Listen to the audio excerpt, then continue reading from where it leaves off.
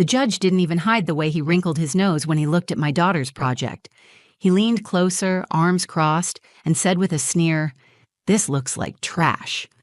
A few feet away, a teacher turned to another and chuckled. "She's the one from that motel, right?"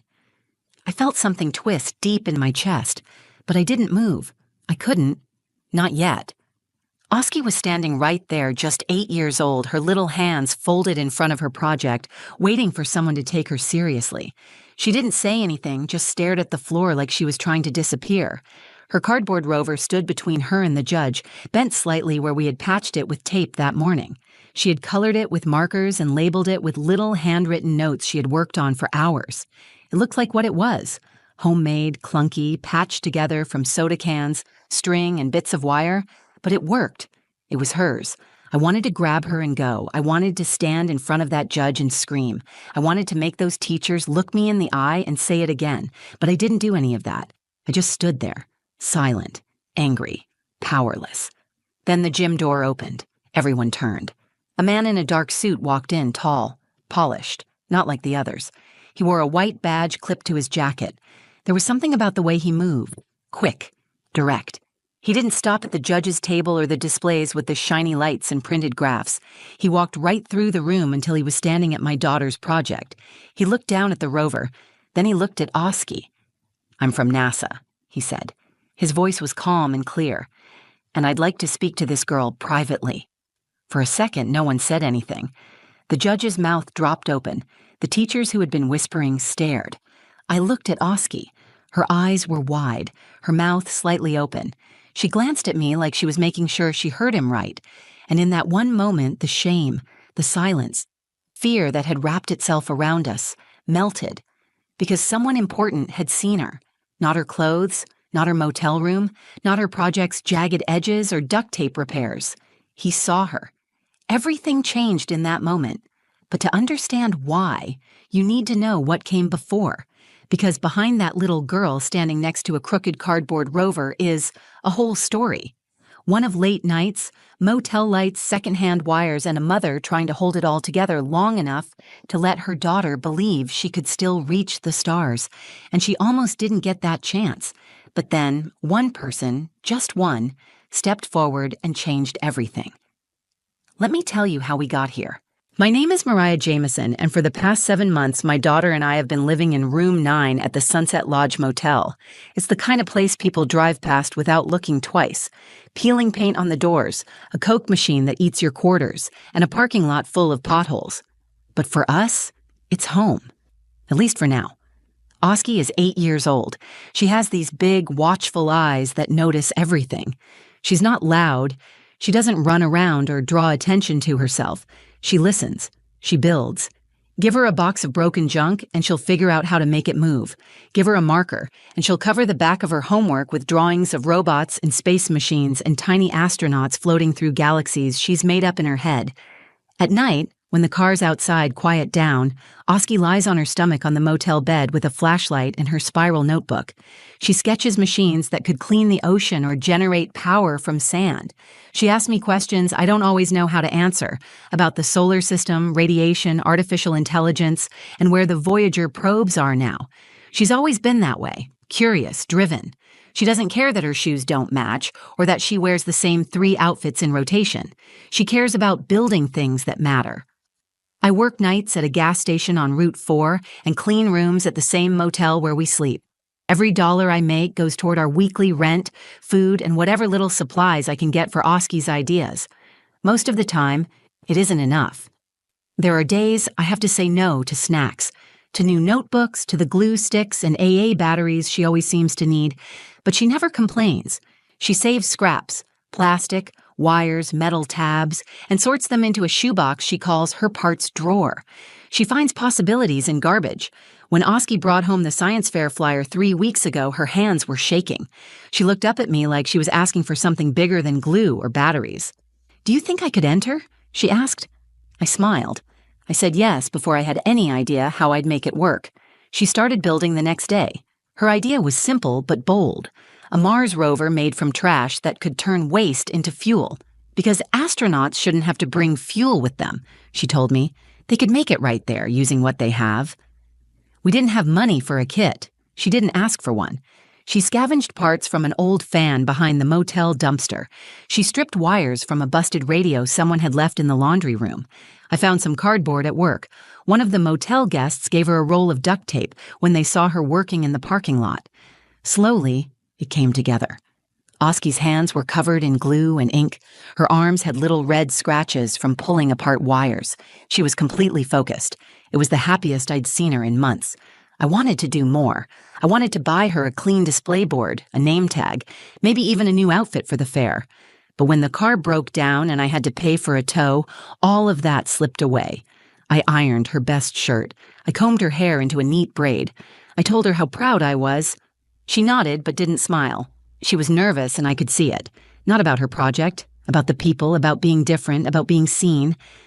The night before the fair, she looked up from her notebook and asked, "Do you think they'll laugh at it?" My throat tightened. I wanted to lie. I wanted to say no, but I had promised her I'd never lie about the important things. "Some people might," I said. "But you know what's amazing about your rover?" She waited. "It works." And it did. It clanked and hummed and lit up when the wires connected just right. It wasn't pretty. It wasn't polished, but it was hers. She had imagined it, built it, and tested it. She had done something real. The next morning, we carried it into the school gym in a cardboard box. The room was full of voices and poster boards and nervous parents. I helped her set up her table, then stepped back. She stood there, quiet but steady, next to her rover made of trash. She didn't look like a winner, not to the people judging her from a distance, but I knew what it had taken to get here. I knew what she had overcome just to stand in that room, and I had no idea what was about to happen next. The gym was packed. Parents milled around in clusters, some holding coffee cups, others crouched with phones, filming their kids beside bright, symmetrical poster boards. There were tables with blinking lights, baking soda volcanoes, solar-powered toy cars with chrome wheels. Every project looked clean, colorful, professional, like someone had ordered them off a science fair website. Oski's table was shoved in the corner near the utility closet. Her display board was bent at one corner, handwritten in black marker with small, careful letters. Her rover sat at the center, made from cardboard and soda cans, copper wire and duct tape.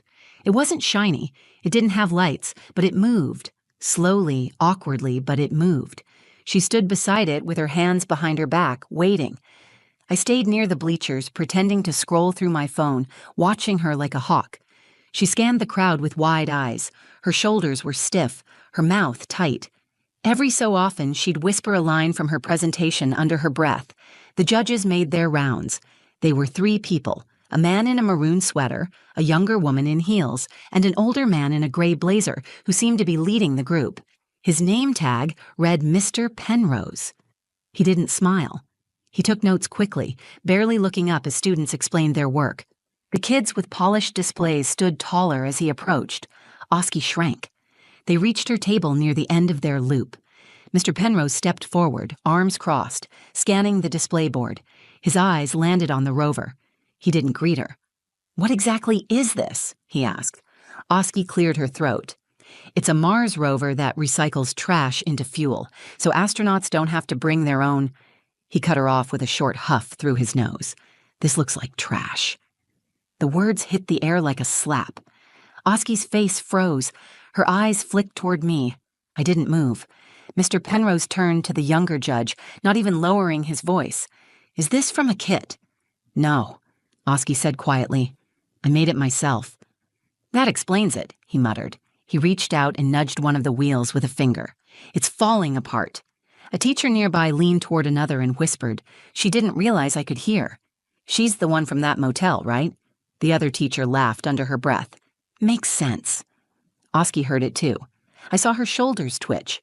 She took a tiny step back, almost behind her table. My fists clenched, but I stayed still. I knew what would happen if I made a scene. They'd say I was emotional, that I was setting a bad example, that I was just proving a stereotype. I'd lived that before.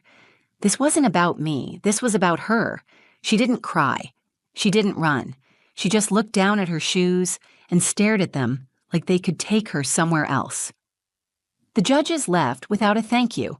Mr. Penrose didn't even mark anything on his clipboard. They moved on to a project involving a mechanical arm with a glowing blue button. I walked over to Oski. She didn't look up. "You okay?" I asked softly. She nodded. Her chin trembled, but she didn't speak. Her hands were clenched at her sides. "You want to go home?" She hesitated, then shook her head no.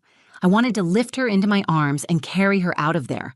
I wanted to scream that she built something real, that she was 8 years old and had figured out how to simulate energy conversion with things people had thrown away, that she didn't need a $200 kit to create something smart. But I didn't say any of that. She stayed by her table. Her face was calm, but I could see it. She was humiliated. She had walked in, hopeful, and they made her feel like she didn't belong. I crouched beside her and whispered, "Your project is smart. It's powerful. It's yours. They can't see that, but I do." Oski looked at me for a long moment. Then she stood up a little straighter. She opened her notebook and started flipping through the pages. She checked the wires on her rover, adjusted the front wheel, and turned the switch to test the little battery motor again. It whirred faintly. She nodded to herself. She wasn't doing it for the judges anymore. She was doing it for herself. That moment, the quiet way she took control again, the way she kept standing there after they tried to shrink her, that was the beginning of something. We just didn't know yet who else had been watching. Oski stayed by her table long after the judges moved on. Her classmates laughed and posed for pictures with ribbons already clipped to their boards. Teachers walked by, smiling at the shinier projects. No one returned to our corner. I stood just close enough to see her, but far enough to give her space. She kept flipping through her notebook, adjusting wires, testing the little switch on the back of the rover. The motor buzzed every few tries, soft and inconsistent. It wasn't perfect, but she never expected perfect. She just wanted it to work well enough to prove the idea. After a while, she glanced up at me. I walked over and crouched down beside her table. "We can leave if you want," I said. She didn't answer right away. Her eyes were on the wheels. "Does it matter?" she asked. "It matters to me." I didn't win. I looked at her, really looked at her. There was no tantrum, no tears, just a tired, quiet ache in her voice that I had never heard from her before. That ache broke something open inside me. "You made something out of nothing," I said, "out of wires and cardboard and whatever you could find. You came up with an idea that people twice your age wouldn't even think of, and you didn't give up when they ignored you." She bit her lip. "They didn't even ask me how it works." "I know. They just saw what it looked like." I reached into her backpack and pulled out the apple I had packed that morning. I handed it to her, and she took a bite like she hadn't eaten all day. Her hands were smudged with ink and dirt. Her braid had come a little undone. She looked tired, but not defeated. "I don't want to leave yet," she said after a moment. "Okay," I said. She picked up her notebook again and started sketching. A new idea, a new version, something she could improve. That's how her mind worked. She always moved forward. A few minutes passed. Then I noticed him. A tall man in a suit walked in through the side door of the gym. He wasn't a teacher or a parent. He walked with purpose, his eyes scanning the room. He wore a name badge clipped to his chest and carried a black leather folder under one arm. At first, I didn't think he was looking for us. People like that didn't usually walk in our direction. But he moved steadily through the rows of tables, passing projects that had drawn crowds earlier. He didn't stop. His eyes landed on Oski's table, and he walked straight toward her. She didn't see him until he was standing right in front of her. "Are you the one who built this?" he asked. Oski looked up. "Yes," he smiled. "I'm Dr. Neil Farrow. I work with NASA." She blinked. "NASA?" "That's right. I came here today to scout for a regional youth program we support. I heard someone at the front talking about a little girl who built a trash-fueled Mars rover. I had to see it for myself." She glanced at me again, unsure. Dr. Farrow continued, "Can you walk me through how it works?" Oski hesitated.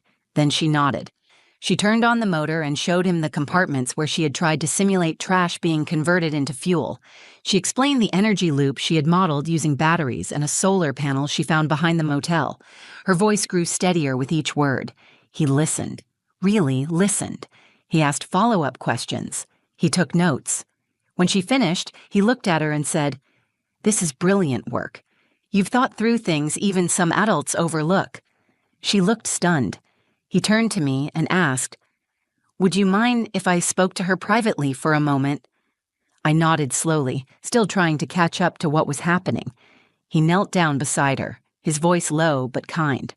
I couldn't hear everything, but I heard words like program, mentorship, innovation lab in Washington. Oski's eyes widened. After a few minutes, he stood and handed me his card. "We'd love to get her connected with a program that nurtures young minds like hers. I think she's someone we'll be hearing from in the future." Oski clutched her notebook to her chest. She looked at me with wonder, like the world had just cracked open and shown her a new piece of sky. And that was when I knew. The moment she chose to stay, to keep standing in the shadow of judgment, was the moment everything changed. After Dr. Farrow handed me his card, everything around us seemed to fall away. The chatter of the other parents, the hum of fluorescent lights, the crinkling sound of juice boxes, it all faded. For the first time all day, I saw Oski smile, not because someone told her to or because she was trying to be brave, but because something inside her had been lit up.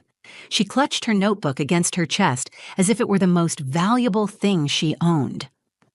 Dr. Farrow stood beside her, pointing to a spot in the back of the rover where one of her makeshift circuits connected. She began explaining her idea again, but this time it was different. She wasn't trying to prove herself. She was sharing something she loved with someone who truly understood. The teachers who had whispered earlier were suddenly paying attention. The one who had laughed now stood frozen, arms crossed, her expression blank. Mr. Penrose, the judge who called Oski's project trash, made a show of pretending to study another board. His hands twitched as he flipped the edge of a clipboard. Dr. Farrow straightened up and spoke just loud enough for people around us to hear. "This is the kind of thinking we need in the future. Resourcefulness, vision, a sense of purpose beyond polish." He turned to Oski. "Do you know how many scientists started just like this? With scraps, with what they had, with ideas that sounded strange to everyone else at first." She looked up at him. "So, it's not dumb?" He smiled. "It's brilliant." Her eyes filled with tears, but she blinked them back. She nodded slowly, and I knew she would remember those words for the rest of her life. Dr. Farrow handed me a folder. Inside were program details for something called the Young Innovators Lab, a partnership between NASA and local schools to mentor students from underserved backgrounds. They offered access to equipment, weekend workshops, and virtual lab sessions with real engineers. Oski would be one of only a handful of students considered for early entry. "She's already done something exceptional," he said. "We'd just be giving her more tools to go further." I wanted to respond, to say thank you in a way that could carry everything I felt, but I couldn't speak for a second. I had spent so long preparing for disappointment, for rejection, for things not working out. This moment felt like stepping out into the sun after months of cold. It was hard to believe it was real. Oski leaned into me. I wrapped my arm around her and held her tight. Then something else happened. A woman from the local news station who had been covering the event came over. She had seen Dr. Farrow talking to Oski and asked for a quick interview. She crouched to Oski's height and asked, "What made you want to build something that runs on trash?" Oski looked at her notebook, then back at the camera. "I live in a place where we see a lot of trash, but I don't think it means things are broken forever. I think if you look hard enough, you can turn trash into something good. You can make it work, just like people." The reporter blinked, clearly moved. She smiled and said, "Thank you, Oski." "That's a beautiful answer." I looked around the gym again. The space didn't feel as heavy anymore. People were watching, yes, but not with judgment, with curiosity, with respect. Some of the same kids who had passed by her table earlier without stopping were now inching closer, pointing at the rover and whispering. After the crowd thinned and the projects were being packed away, Oski turned to me. "Do you think he really meant it?" she asked. "That it's good enough?" I crouched down beside her and looked her in the eyes. "No," I said. "He didn't say it's good enough. He said it's brilliant. And he was right." Her hand tightened around mine. That night, back in our motel room, Oski laid her notebook on the bed and opened a new page. She started sketching a new design, a cleaner energy converter with better materials, labeled with arrows and notes. Her face was calm and focused. She didn't talk much. She didn't need to. Something had shifted in her. She had gone from a girl trying to be taken seriously to a girl who knew her place in the world had nothing to do with what others thought. She had seen what belief could look like. She had felt it. And now, she was building from it. That night, after we got back to the motel, Oski sat cross-legged on the bed, scribbling notes in her spiral notebook with the same marker-stained fingers that had built her rover. The light from the bedside lamp hit her face in just the right way, and I couldn't stop staring at her. She looked older, not because of age or size, but because something inside her had changed. She looked like a girl who knew she mattered. She didn't ask for dinner. She didn't ask to watch cartoons or scroll through pictures from the fair. She sat quietly, drawing, erasing, reworking her designs with a focus I'd only ever seen in adults, trying to prove something. But she wasn't trying to prove anything now. She was planning, dreaming, moving forward. I sat at the foot of the bed, holding the NASA folder Dr. Farrow had given me. I read through the details again, orientation dates, Zoom links, a list of mentors, lab schedules, even scholarships. It felt like we had stepped into someone else's world, a world where doors actually opened, a world where people didn't just see where you came from, but what you could become. Oski looked up from her notebook. "Do you think I can really work for NASA one day?" I put the folder down and looked her straight in the eyes. "I don't think it. I know it." She smiled, small at first, then full and proud. That smile stayed with me all night. Later, after she fell asleep beside me, still holding her notebook like a stuffed animal, I lay awake staring at the ceiling. I thought about everything we had been through, the missed meals, the eviction, the mornings where she wore the same clothes because it was all we had, the nights I cried in the bathroom so she wouldn't hear. I thought about every time I worried I wasn't enough for her. But that day, at the science fair, she didn't need me to fix anything. She didn't need me to protect her from the whispers or correct the judge. She needed me to believe in her, to stand beside her, and to let her keep going. She did the rest on her own. That was the lesson. Not just for me, but for anyone listening. Children don't need perfection. They don't need polished tools or fancy clothes or a big house to feel worthy. They need someone to see them, to believe them when they say they have an idea, and to step back just enough so they can rise on their own. I had spent so long trying to protect Oski from how ugly the world can be that I almost missed how strong she already was. Not angry, not loud, quietly relentless. She didn't fold when they mocked her. She didn't give up when the judges ignored her. She stayed. She kept standing next to her project. She stayed with her truth until someone important saw it too. The next week, we got a call from the school. They wanted to feature Oski in the district newsletter. They had seen the news clip. They wanted a photo of her rover. I said yes. Then I asked if they had space in the school library where she could work on her new design after hours. They said they'd get back to me. 2 days later, they gave her a desk and a drawer of her own. Things didn't magically change overnight. We were still in the motel. I still worked the night shift. But now, there was a path. There was a plan. There were people who saw Oski as something more than a motel kid with glue-stained fingers. She had become a girl with a future, and I will never forget the way that happened. It didn't come from an award or a prize. It came from courage. The kind you don't always see from the outside, the kind that says, "I built this, I believe in it, I believe in me." The world tried to tell my daughter she was nothing. She proved them wrong. Now, when people ask me what happened at that science fair, I don't talk about the judge or the teachers or the unfairness. I tell them what really mattered. A little girl stood beside a wobbly cardboard rover, and someone from NASA saw a rocket in her hands. If this story touched you, if it reminded you of someone who's ever been overlooked, underestimated, or made to feel like they didn't belong, share it. Because someone out there needs to hear this. Someone out there needs to be reminded that where you come from doesn't define how far you can go. If you believe in kids like Oski, kids with big dreams and rough starts, give this video a like. It helps us keep sharing stories that matter.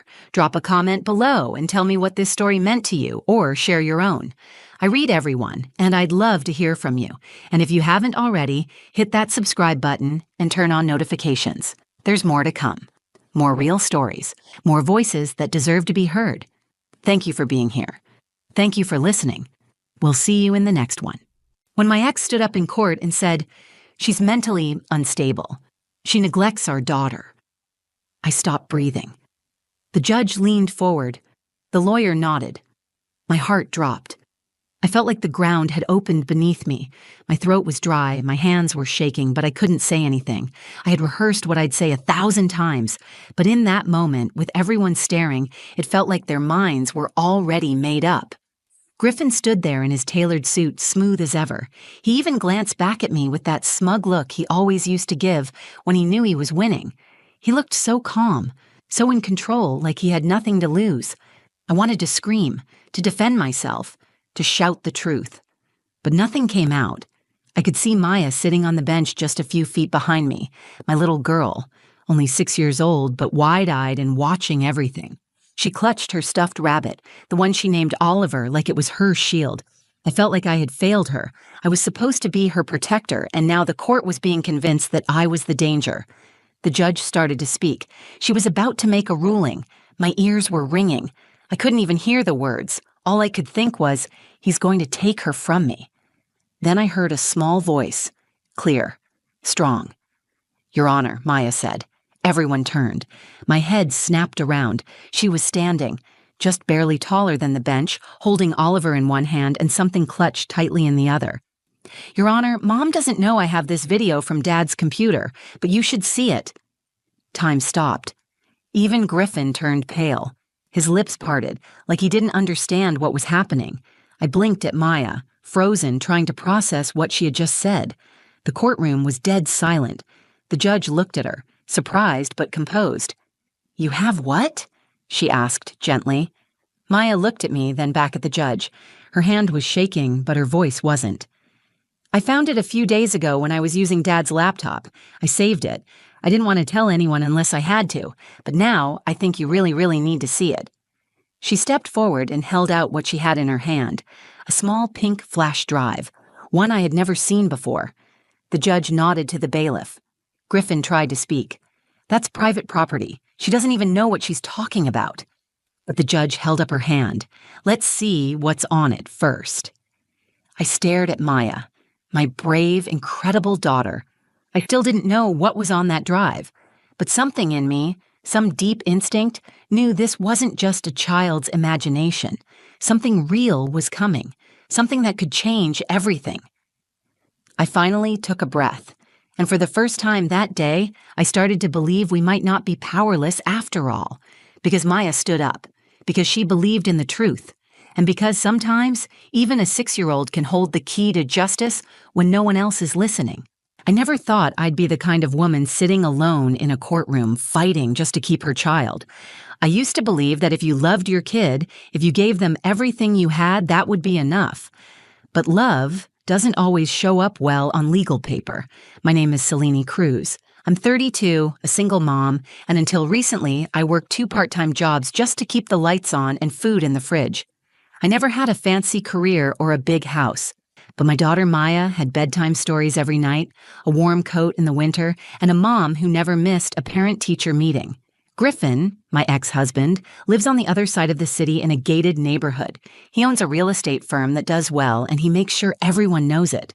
When we first met, I was in my early 20s and thought confidence meant kindness. It took me years to figure out the difference. Our marriage started like a dream and ended like a prison. He didn't hit. He didn't scream in public. But in private, it was constant gaslighting, constant control.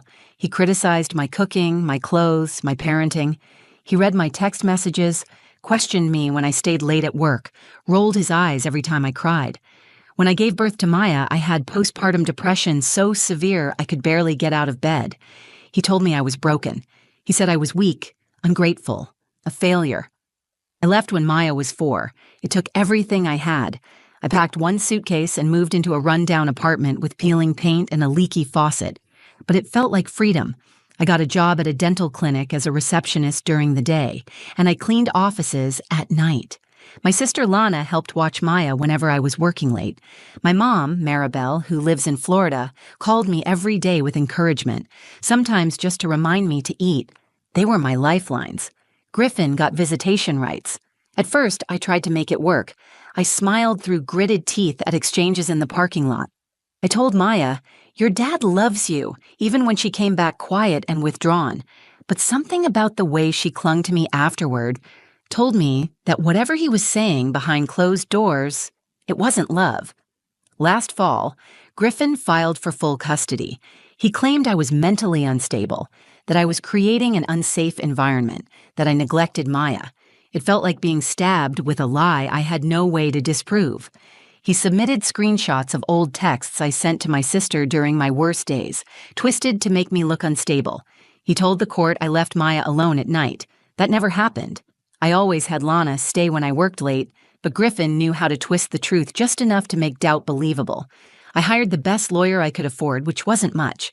I gathered school reports, pediatrician notes, even letters from my neighbors saying they'd seen nothing but love in our home. But I knew how this looked. He had the money, the presentation, the narrative. I had only the truth and a tired voice from fighting to survive. The night before the hearing, I sat with Maya at the kitchen table. She drew a picture of us holding hands under a rainbow. I asked her how she felt about tomorrow. She said, "I feel safe with you, Mommy."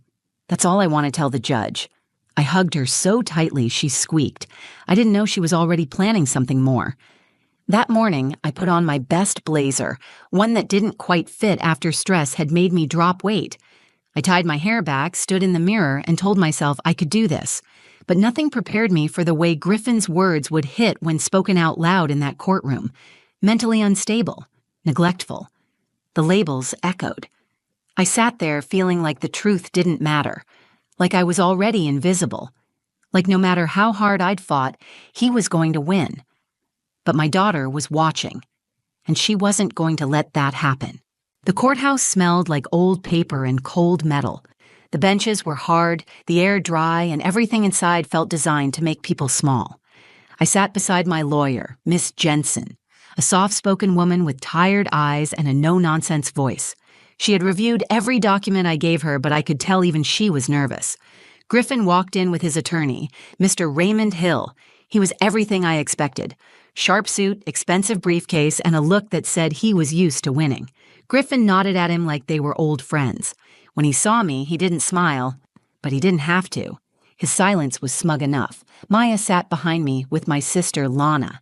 She wore her favorite sunflower dress and had Oliver the stuffed rabbit tucked under her arm. Her legs didn't reach the floor, so they swung back and forth slowly. She didn't say much that morning, but she hugged me tightly before we entered the courtroom. I whispered that no matter what, I loved her more than anything in this world. The hearing started, and I felt my hands tremble. My lawyer went first, presenting basic facts. She emphasized that Maya was well cared for, had consistent school attendance, up-to-date medical records, and a stable home life. She submitted character references from Maya's teacher, our neighbor Mrs. Kaufman, and Lana.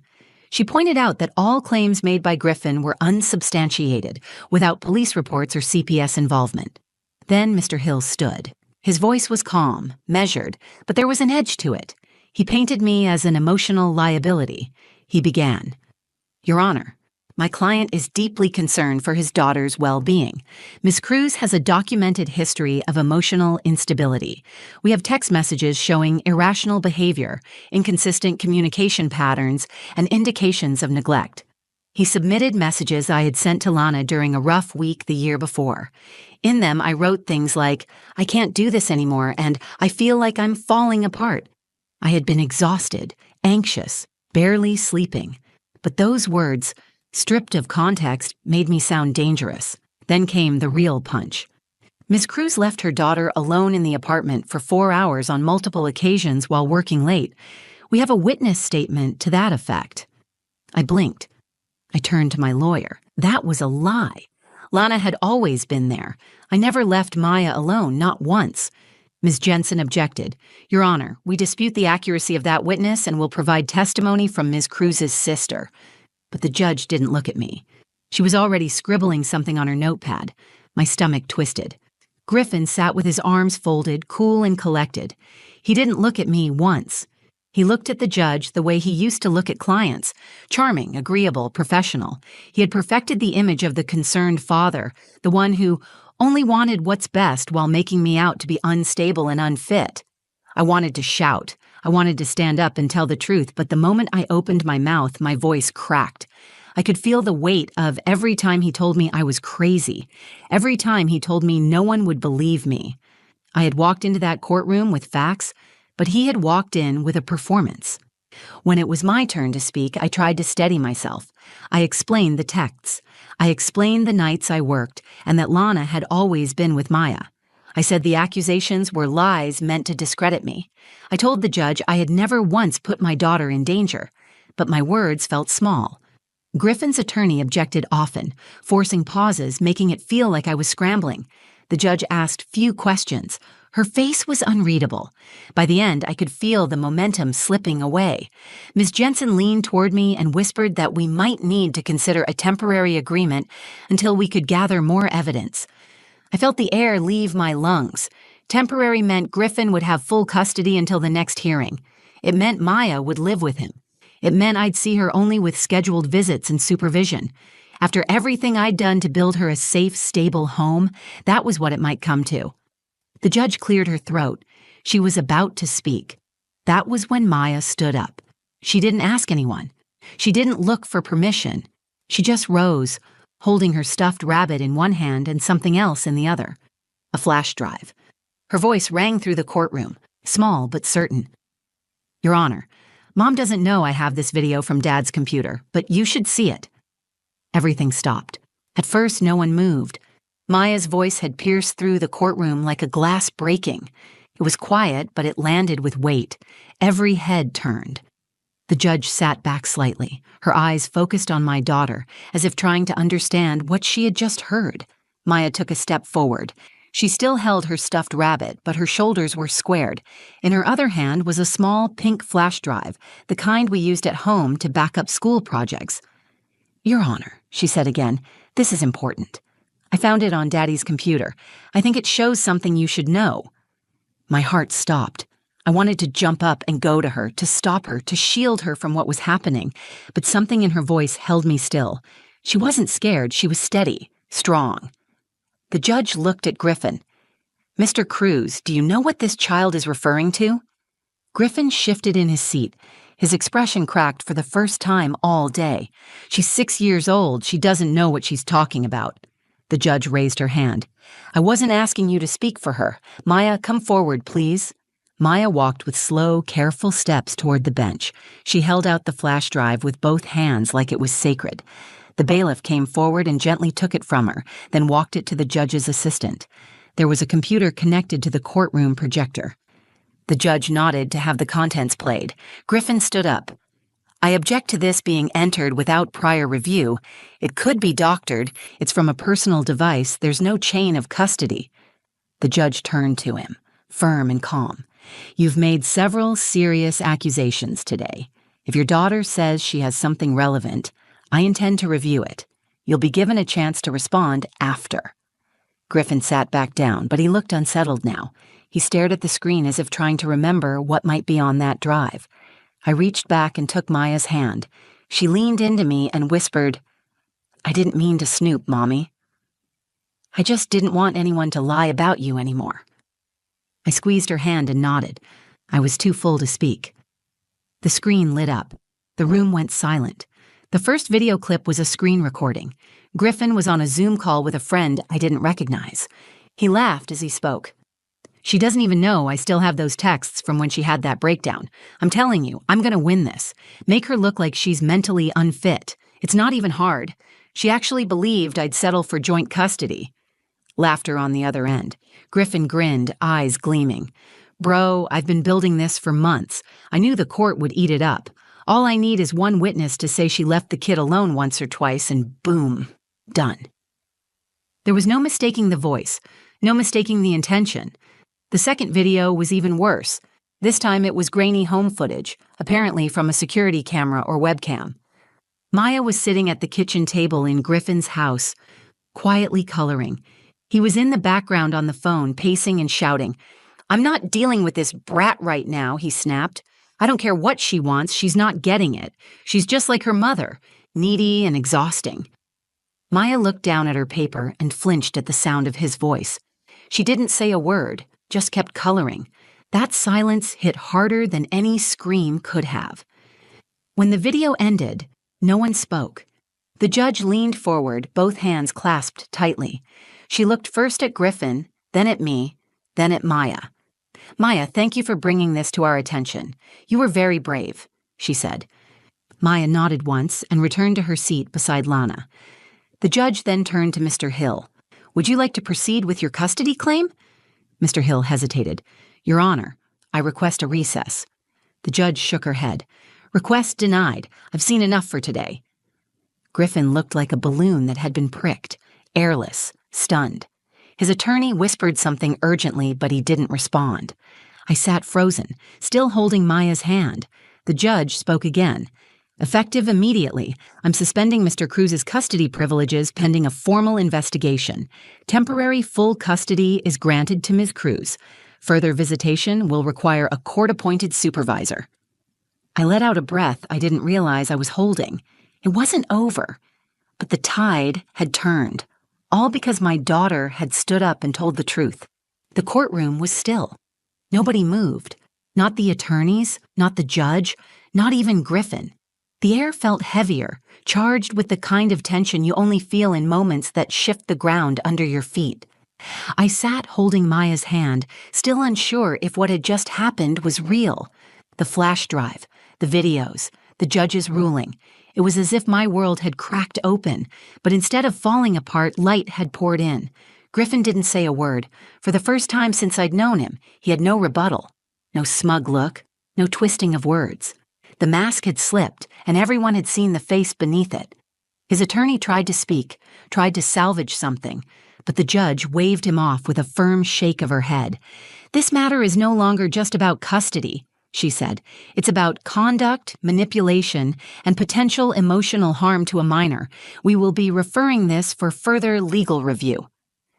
My lawyer leaned over and whispered, "We won, at least for now." I wasn't thinking about victory. I was watching Maya. She sat calmly next to Lana, Oliver tucked into her lap, her little legs swinging again. She looked lighter somehow, less afraid. She didn't smile, but there was peace in her expression I hadn't seen in months. The judge addressed the room. "I want to commend Maya for her bravery today. It's not easy for a child to speak in this environment. What she shared changed the trajectory of this case and possibly protected her from further harm." She looked directly at me. Her voice softened just enough to feel human again. "Ms. Cruz, I trust you understand how serious this is. You have full temporary custody until further review. Supervised visitation will be arranged through the court. A child psychologist will be assigned to assist Maya during this process. We will reconvene in 30 days for a formal review." I nodded. My voice hadn't returned yet. I was afraid that if I tried to speak, I would cry, and I didn't want to break down here. Not in front of Griffin, not in front of Maya. The judge stood. "This hearing is adjourned." The sound of the gavel striking the bench snapped the room back into motion. Papers shuffled. People stood. Griffin's lawyer began speaking to him in hushed, urgent tones, but Griffin looked straight ahead, his face pale and unreadable. Ms. Jensen touched my arm and whispered, "You did everything right. Be proud of that." I thanked her and turned to Lana, who stood with her arms wide open. I hugged her tightly and then knelt in front of Maya.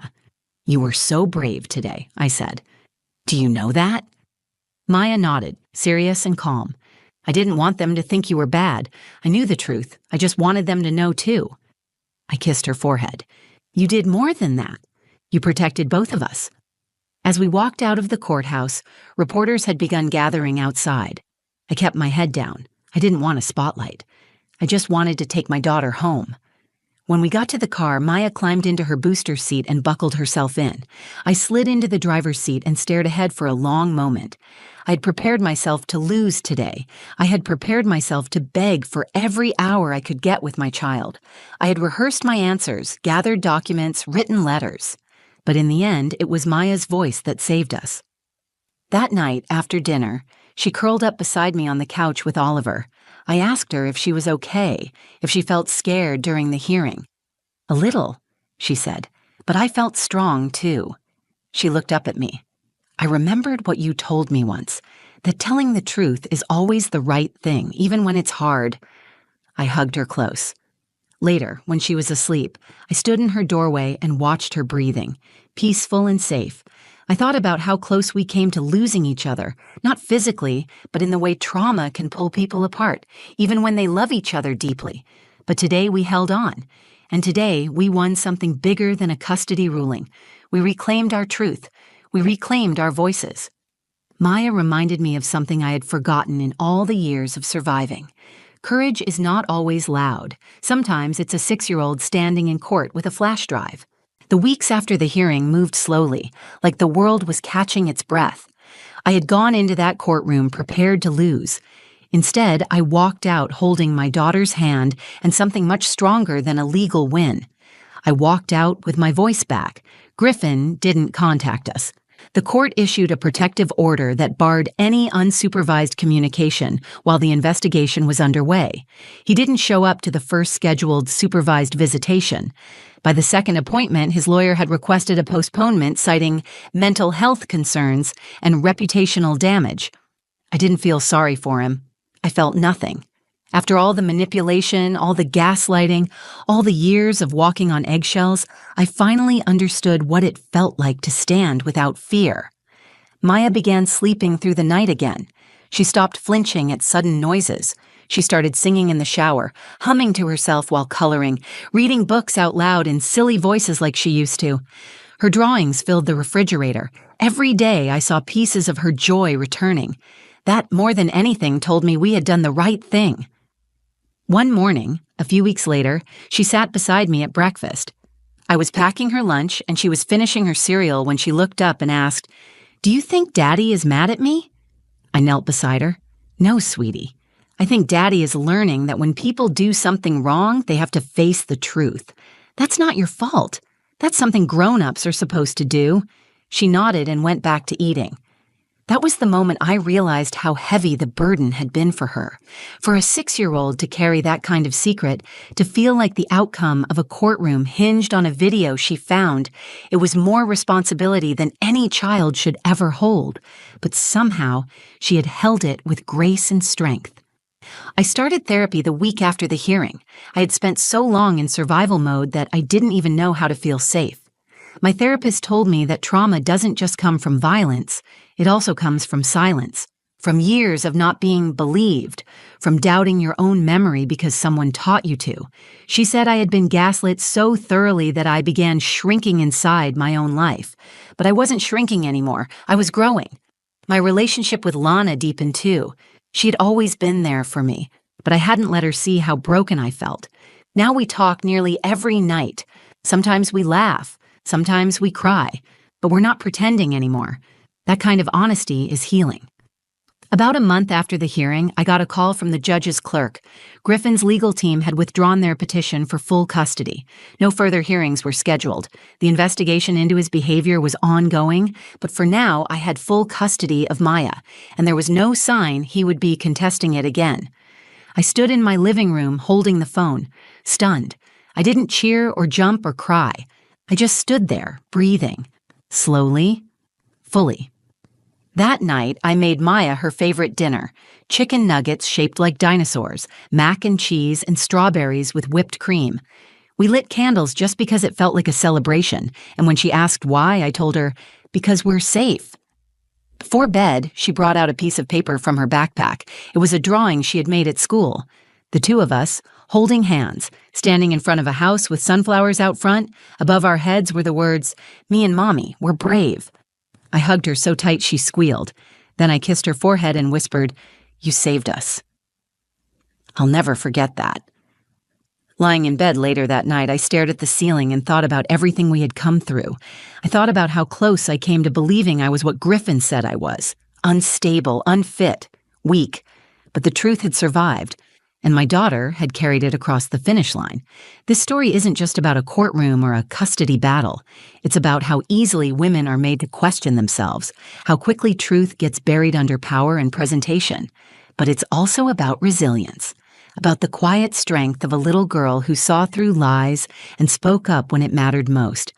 I used to wonder if my voice was enough. Now I know it is, and so is hers. Our story didn't end in that courtroom. That was where it began. If this story moved you, if it made you think about how powerful truth can be, even when spoken by the smallest voice, please take a moment to like this video. Share it with someone who might need to hear it today. If you've ever felt unheard, misjudged, or underestimated, I see you. And I hope this reminded you that your voice matters more than you think. Drop a comment below and tell me what part of the story hit you the hardest, or share your own experience. I read every single one. And if you want more true stories that speak to the heart, don't forget to subscribe and hit the bell so you never miss an upload. Thank you for being here. You're not alone.